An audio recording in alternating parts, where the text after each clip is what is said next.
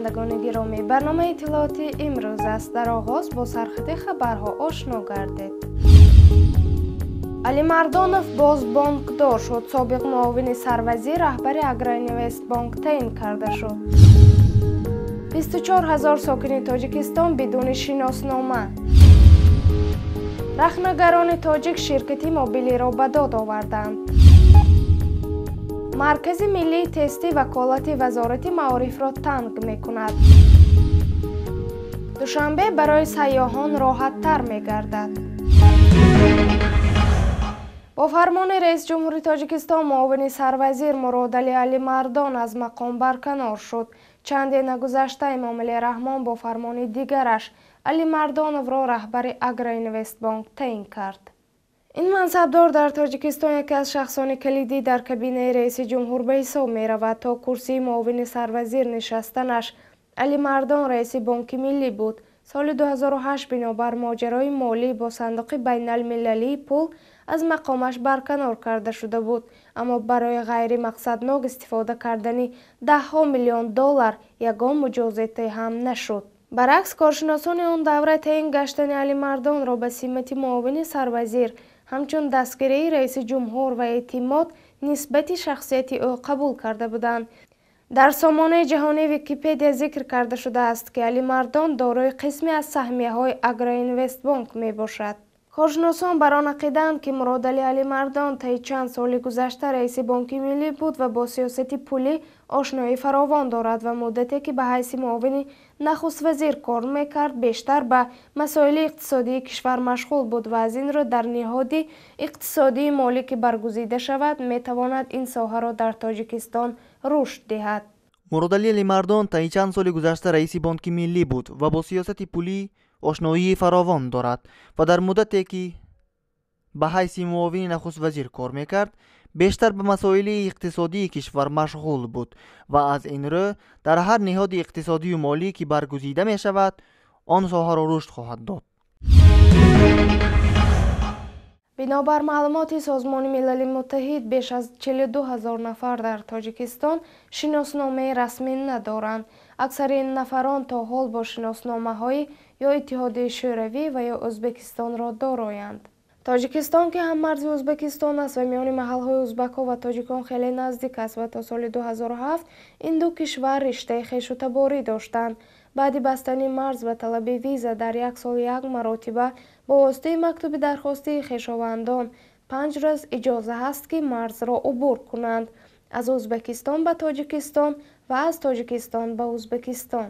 соли ҳаштум аст ки риштаи хештабории ӯзбекону тоҷикон канда шудааст. дар Ӯзбекистон аз аҳволи тоҷикони арӯзшуда ба ин кишвар пинҳонӣ ва бидуни ҳуҷҷат зиндагонӣ мекунанд.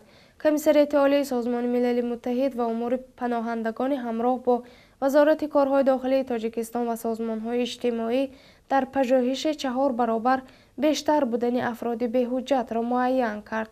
акнун гурӯҳи вижаи иборат аз намояндагони мақомоти марбута таъсис шудааст, ки ба чунин афрод кӯмак хоҳад кард.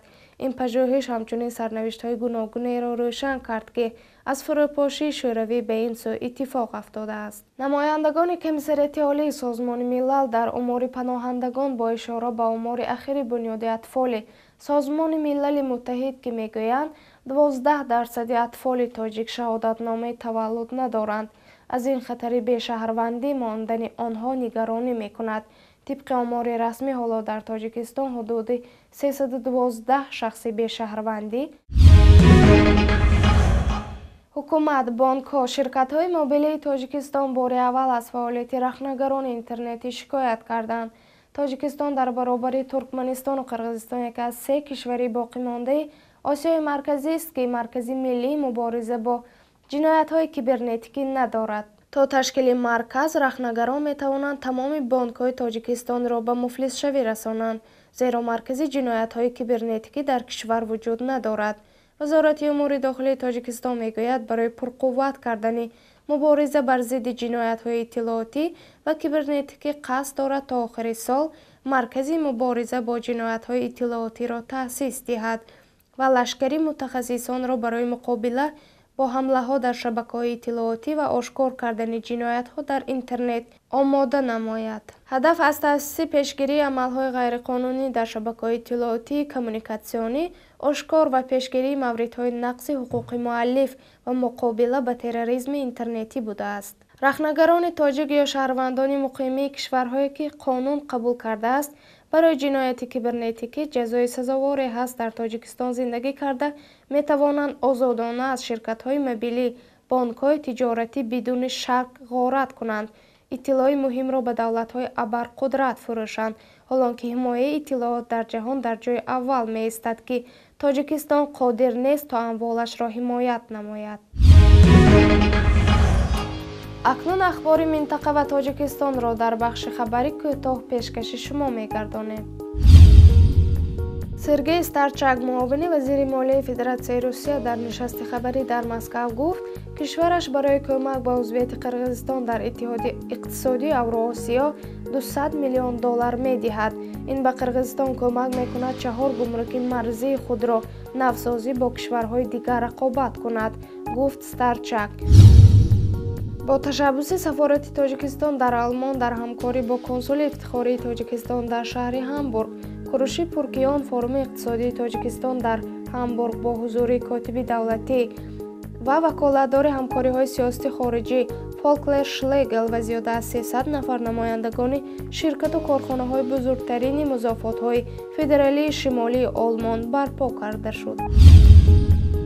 хароҷоти молии расонаи ҷаҳонии BBC 5 миллион фунт стерлинг коҳиш ёфтааст. Аз ин рӯ ихтисори хабарнигорон дар тамоми давлатҳо ба амал омад. 105 кормандони ин расонаҳо бекор монданд. ҳамчунин сабаби баста шудани дафтари ин ниҳод дар Тоҷикистон низ ба ин вобастагӣ дорад. афи байналмилалӣ ки дар Лондон қарор дорад, имрӯз ба нашри гузорише гуфт, соли 2014 дар 55 кишвари ҷаҳон 2466 мавриди судури ҳукми қатлро сабт кардааст, ки ин 25% назар ба соли гузашта зиёд аст. додгоҳи вилояти Суғд 11 сокини шимоли кишварро ба ҷурми шомил шудан ба созмонҳои террористӣ ҳаракати исломии Ӯзбекистон ба зиндон маҳкум кардааст. барномаро идома медиҳем. Маркази миллии тестӣ акнун олимпиадаи фаннии мактабачагонро мехоҳад зери назорат гирад. то кунун ин ваколат дар ихтиёри Вазорати маориф ва илми Тоҷикистон буд. гуфта мешавад ки 200 нафар дар озмуни ҷамъияти гуманитарӣ ва 180 нафар дар озмуни фанҳои равияи табиӣ риёзӣ иштирок мекунанд. баъзе аз хонандагон ва волидони онҳо мегӯянд, ки дар солҳои пеш вақте хонанда сазовори ҷойи аввал ва ё дуюм, сеюм мегардид, онҳо вобаста ба фанне ки сазовори мақоми ифтихорӣ гаштанд, замони вуруд ба макотиби олӣ дар ихтисоси муртабит аз имтиҳоноти вуруд озод мешуданд. имсол Маркази миллии тестӣ мегӯяд, тамоми довталабон бояд дар имтиҳоноти ин марказ ширкат кунанд ва танҳо баъди соҳиб шудан ба холи гузариш, имтиёзе ки ба онҳо вобаста ба ғолибият дар олимпиадаҳо дода шудааст, изофа мешавад. имсол олимпиадаи ҷумҳуриявии хонандагонро Вазорати маориф ва илми ҷумҳурӣ неву, балки Маркази миллии тестӣ назди Президенти ҷумҳурии Тоҷикистон мегузаронад, яъне олимпиадаҳои фаннии ҷумҳуриявиро. дар ин бора фармоиши вазир ҳам аллакай содир шудааст. хоб имсол баргузории олимпиадаи фаннии ҷумҳуриявии хонандагони муассисаи таҳсилоти миёнаи умумӣ аз фанҳои равиявии ҷамъияти гуманитарӣ рӯзҳои 4 ва 5 ҳамин моҳ, яъне моҳи апрел соли 2015 ва фанҳои равиявии табиӣ риёзӣ рӯзҳои 11 ва 12 апрел баргузор карда мешавад, яъне ба нақша гирифта шудааст.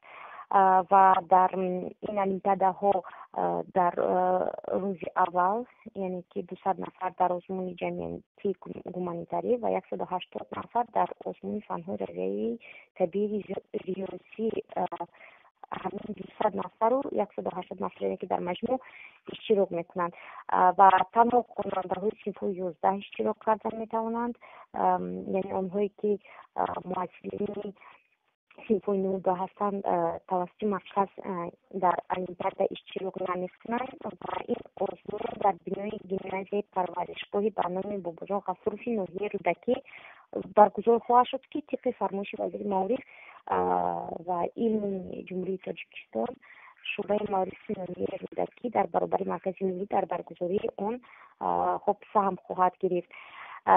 тамоми довталабон имсол бояд дар имтиҳоноти ин марказ ширкат кунанд ва танҳо баъди соҳиб шудан ба холи гузариш имтиёзе ки ба онҳо вобаста ба қолибият дар олимпиадаҳо дода шудааст изофа мешавад. ин қоида ба ғолибони озмунҳои байналмилалӣ низ дахл дорад, яъне олимпиадаҳои фаннии ҷумҳуриявию байналмилалие ки довталабон дар он ғолиб мешаванд ва ё дастовард доранд бояд дар соли имтиҳонӣ баргузор шуда бошад. яъне дастовардҳои довталабон танҳо дар сурати ба инобат гирифта мешавад ки онҳоро дар давоми соли таҳсилӣ ки имтиҳонҳои марказоидаи месупоранд соҳиб шуда бошанд. агар довталаб ҳамзамон ба якчанд гурӯҳи имтиёздор дохил шавад, яъне барои гирифтани имтиёз дошта бошад, ба имтиёзи баландтарин муқаррар шуда дода мешавад. яъне як аз ҳамон имтиёзи перишуда як довталаб метавонад як гурӯҳ аз чанд имтиёз истифода барад. агар довталаб имоно тартиби тесни худи гурӯҳи шосиб шавад, яъне довталаб шавад, баъди имтиёзи соли олимпиадаҳо дар олимпиадаҳо ба даст меоварад, аввал имонотро зан шавад, чун ғолибони олимпиадаҳои фаннии ҷумҳуриявӣ хонандагони муассисаи таҳсилоти миллии умумӣ ки аз фанни асосии имтиҳонии ихтисосҳои интихоб карда соҳиби медали ҷои якум ва ё тавсияномаи вазорати маориф ҷайзин гардиданд 100 балл мегиранд. ҳамчунин ғолибони ҷойҳои дуюм ва сеюм низ мунтамишиванд соҳиби 75 ва 50 балл мегарданд, яъне ҳамин баллҳои имтиёзии онҳост. чунин балл ба ғолибони олимпиадаҳои байналмилалии фаннии хонандагони муассисаи таҳсилоти миёнаи умумӣ ба истиснои ҳамон озмунҳои фосилавӣ ки аз фанни асосии имтиҳонии ихтисосҳои интихоб карда соҳиби ҷои якум, дуюм ва сеюм шуда дода мешавад. дар имтиҳоноти марказоидаи дохилшавӣ барои гурӯҳҳои муайяни довталабон тибқи қонунгузории ҷумҳурии тоҷикистон имтиёзҳо муқаррар гардиданд. хуб ба назарам аксари алоқамандони имтиҳонои марказоидаи дохилшавӣ аллакай аз ин имтиёзҳо огоҳанд. ба ҳар сурат гуфтаниям ки имтиёз ба довталабон пас аз пешниҳод намудани ҳуҷҷатҳои тавсиякунанда дар ҳолати гирифтани хоҳии гузариш аз ҳама субъектҳои дахлдор ки онҳоро ҳар сол вазорати маориф ва илми ҷумҳурии тоҷикистон тасдиқ мекунад дода мешавад. чунин гурӯҳи имтиёздорон майбони гурӯҳи якум ва дуюм аст. агар хулосаи комиссияи тиббӣ онҳоро тасдиқ карда бошад, хоб эҳтимоли кулли то 21 сола дорандагони дастовардҳо дар соҳаи санъат ва варзиш вобаста ба ихтисосҳои ҳамгун ҳамин нафарро ба гурӯҳи имтиёздорон дохил мешаванд. дастовардҳо дар самти санъат агар дар сатҳи байналмилалӣ бошанд, аз замони соҳиб шудан набояд бештар аз 2 сол гузашта бошад. яъне ҳамин дастовардҳо дар холе ба назар гирифта мешавад ки на бештар аз 2 сол яъне гузашта бошад. дар дигар ҳолатҳо, яъне дар мавриди ғолиб шудан дар олимпиадаҳои фаннии ҷумҳуриявӣ, танҳо соли ҳамон хатми ки довталаб соли хамаш ғолиб мешавад, танҳо ҳамон ба назар гирифта мешавад.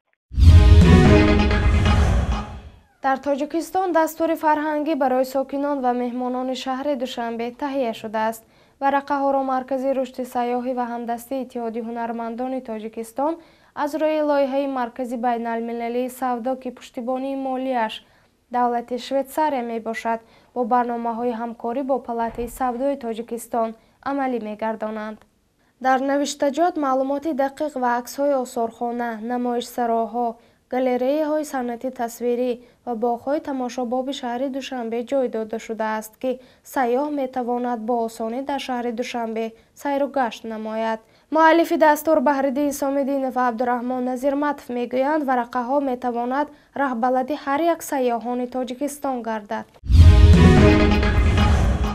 дар ҳамин ҷо барномаи мо ба охир расид. худоёру мададгоратон бод.